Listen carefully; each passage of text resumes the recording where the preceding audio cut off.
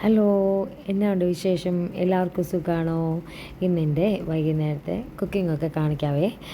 അധികം ഞാൻ വൈകുന്നേരങ്ങളിലാണ് കേട്ടോ ഫുഡൊക്കെ ഉണ്ടാക്കി വയ്ക്കുന്നത്. കാരണം രാവിലെ എഴുന്നേറ്റ് ഉണ്ടാക്കാമെന്ന് വെച്ചാൽ മറിയം സമ്മതിക്കത്തില്ല കേട്ടോ. അപ്പോൾ മിക്കപ്പോഴും തന്നെ തലേ ദിവസമാണ് ഉണ്ടാക്കി വെക്കുന്നത് കേട്ടോ, പിറ്റേ ദിവസത്തേക്ക് വേണ്ടിയിട്ട്. അപ്പോൾ ഇതിപ്പോൾ ഉണ്ടാക്കുന്നത് കപ്പയാണ് കേട്ടോ. വൈകുന്നേരത്തെ കാപ്പിക്ക് വേണ്ടിയിട്ടാണ് കേട്ടോ. കപ്പയും മീൻകറിയും കാപ്പിയാണ് വൈകുന്നേരത്തേക്ക് വേണ്ടിയിട്ട് ഉണ്ടാക്കിയത്. മറിയത്തിനാണെങ്കിൽ കപ്പയൊക്കെ കുറച്ചൊക്കെ കഴിക്കുന്നത് മറിയത്തിന് കുറച്ച് ഇഷ്ടമാണ് കേട്ടോ. ഒരുപാടൊന്നും കഴിക്കത്തില്ല, എന്നാലും പുള്ളിക്കാരത്തി ജസ്റ്റ് ഒന്ന് ടേസ്റ്റൊക്കെ ചെയ്യും കേട്ടോ. പിന്നെയാണെങ്കിൽ പിറ്റേ ദിവസത്തേക്ക് വേണ്ടിയിട്ടുള്ള ഒരു പീസ് കറി, ഗ്രീൻ പീസ് കറിയാണ് കേട്ടോ ഉണ്ടാക്കുന്നത്. വളരെ സിമ്പിളായിട്ടുള്ള ഗ്രീൻ പീസ് കറിയാണ്.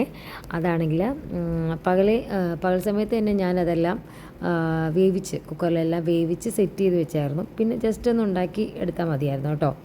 അപ്പോൾ അതുണ്ടാക്കുകയാണെങ്കിൽ വളരെ സിമ്പിളാണ് കേട്ടോ.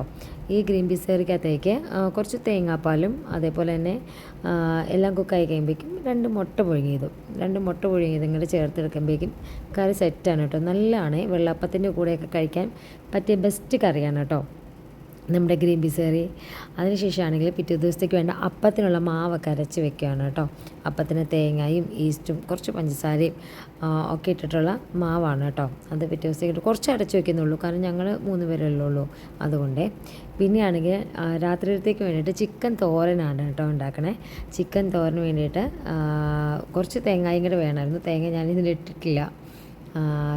മറ്റേ സവാളയും കുഞ്ഞുള്ളിയും ഒക്കെയാണ് കേട്ടോ ഇതിനകത്തേക്ക് ഇട്ടിരിക്കുന്നത്. നല്ല ടേസ്റ്റാണ് കേട്ടോ ഈ ചിക്കൻ തോരൻ.